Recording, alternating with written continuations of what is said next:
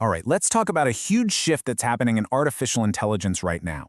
We're moving way beyond AI that just, gives you a few suggestions or helps draft an email. We're now in the age of agentic AI. These are systems that don't just prompt you, they actually act. This is the agentic revolution, and trust me, it's already here. So let's dig into what that really means. And that really gets to the heart of it, doesn't it?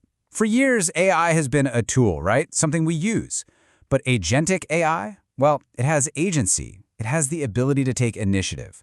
So the big question for literally every industry, from retail all the way to finance, is no longer if an AI can act on its own, but when we should actually let it. So what is this stuff really? This definition lays it out pretty clearly.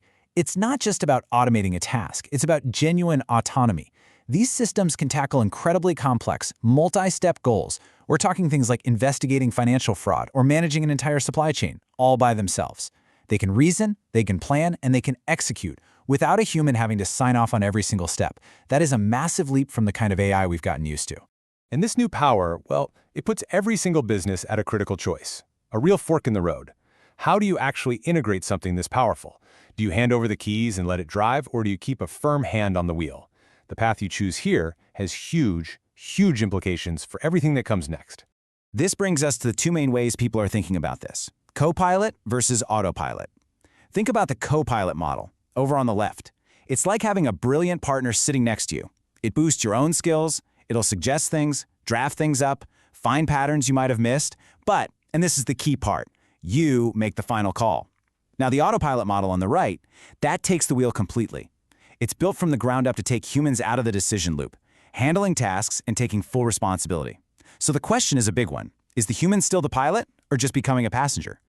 To make this less abstract, let's look at our first case study, the world of luxury retail. Now, this is a super high-touch industry where the brand experience is absolutely everything. And they're coming at agentic AI with a very specific, very collaborative mindset. You see, for a luxury brand, the experience is the whole game. It's about that human touch, right? The way a great advisor tells a story or reads a client's mood and builds a real connection. Those subtle nuances, the very soul of the brand's culture, that's what's at stake. So putting all of that on full autopilot, way too risky. You could end up with generic, totally flat interactions that just wash away what makes the brand special in the first place. So how do they actually use it? Well, it breaks down into this really smart three-step dance.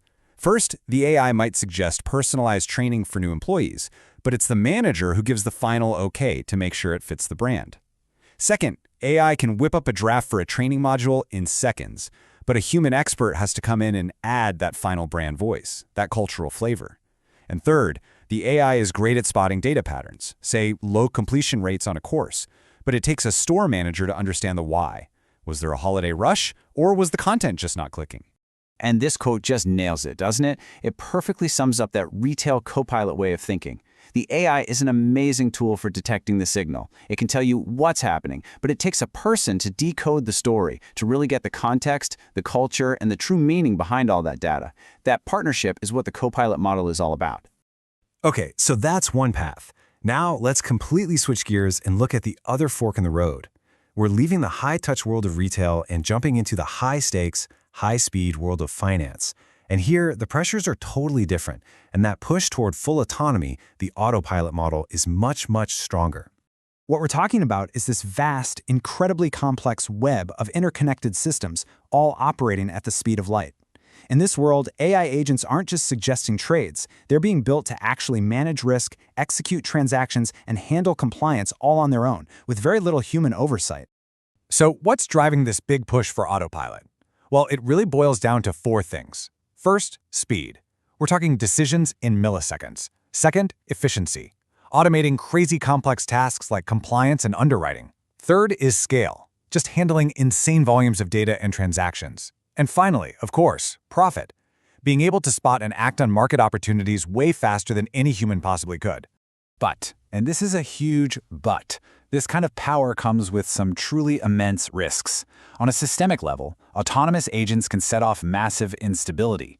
You might remember the infamous flash crash back in 2010, where the market just tanked in a matter of minutes. That was largely blamed on automated trading algorithms running wild. That's the potential cost of the autopilot model when things go sideways. And this brings us to the core problem. As you can see from this chart, there are some major areas of concern popping up. There's a big focus on responsibility. I mean, who's actually accountable when an AI agent makes a terrible call? And then there's explainability. Can we even figure out why the AI did what it did? The scary part is that these ethical challenges are growing way faster than the regulations, creating this huge gap between what the tech can do and our ability to actually govern it. So we've got the cautious copilot model in retail and the high-risk, high-reward autopilot model in finance. Is one just right and the other wrong? Well, it's not that simple. The idea that brings it all together is that no matter which path you choose, you need what you might call a human anchor. I love this quote because it kind of flips the script. You don't have to tear out all your old systems or your core rules just to innovate. Instead, you can use them as an anchor. That solid foundation of rules and controls gives you the safety you need to start experimenting with these powerful new AI tools around the edges, without, risking the whole ship. So what does this anchor actually look like? This table here gives a fantastic three-tiered blueprint. At the very top, you've got your non-negotiables. This is stuff like your brand voice, your core ethics. Here, AI has zero autonomy. Humans own this layer, period. Then in the middle, you have assisted creation. The AI can draft stuff, but a human has to review it, approve it, and make the final decision. That's your copilot zone. And then at the bottom, automation is allowed. Here, AI can go ahead and execute low-risk tasks, but only within strict rules set by humans. At the end of the day, this is the core takeaway. Whether you're leaning more copilot or a very governed autopilot, the principle is exactly the same. The AI is there to advise and to execute tasks based on the rules and values that we, the humans, design. The why behind every action, the ultimate decision-making power, has to stay firmly in our hands. And this brings us to the final and maybe the most crucial point of this whole conversation. We've looked at the technology, the two big paths, and even a model for how to govern it. But the responsibility for what happens next, that doesn't fall on the AI. It falls squarely on us. Look, we're way past the point of asking if we should use this technology. It's here. The real work now, the hard work, is all about being intentional. It's about consciously, carefully designing the rules of the road, the guardrails, and the frameworks that are going to steer these incredibly powerful agents toward good outcomes. And I think this quote just sums it all up perfectly. The best strategy isn't AI everywhere or AI nowhere. It's a smart, hybrid approach. Let's use AI where it can accelerate things, find patterns, and automate the tedious stuff. But we have to keep humans in the loop where it really, truly counts, for judgment, for context, and for creativity. So I'll leave you with this final thought. The technology is ready to go. The agents are more than capable of acting on our behalf with a level of autonomy we've never seen before. The only question left is, have we done the hard work of deciding what we actually want them to do, and maybe even more importantly, what we must never allow them to do? The agents are ready. Are our rules?